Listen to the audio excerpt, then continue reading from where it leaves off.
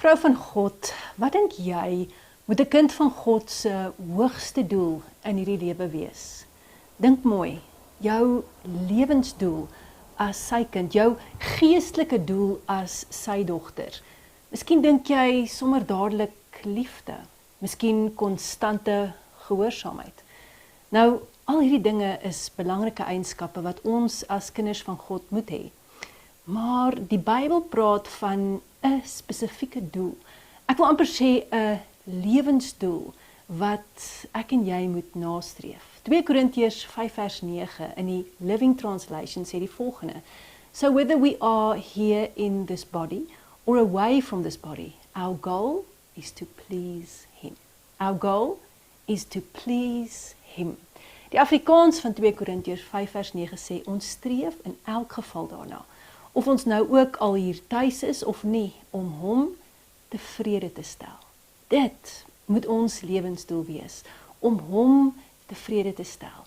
Dat ons elke dag so sal lewe om vir hom vreugde te bring, om 'n glimlag op sy gesig te sit.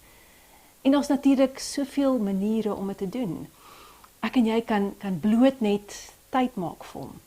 Tyd maak om sy liefdesbrief, sy Bybel, wat hy aan jou en my gegee het, te lees, om gehoorsaam te wees aan dit wat jy lees in sy woord. Maar daar's ook een ding wat die woord spesifiek noem wat God tevrede stel. Hebreërs 11 vers 6, as jy nie glo nie, is dit onmoontlik om God tevrede te stel.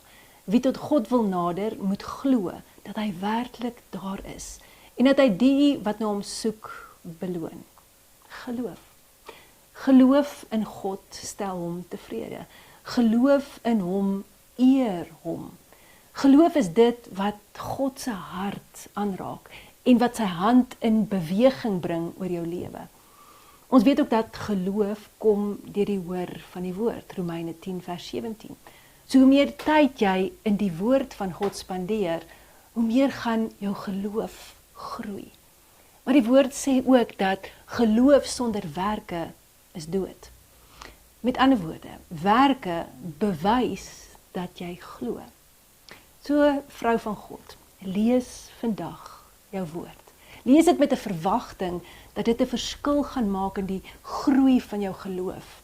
En laat jou geloof net groter en groter word in hom. En pas dan daardie geloof toe. Laat daardie geloof werke word. So sal jy jou geestelike doel uitleef en God sal tevrede wees met jou lewe. Tot ons weer gesels.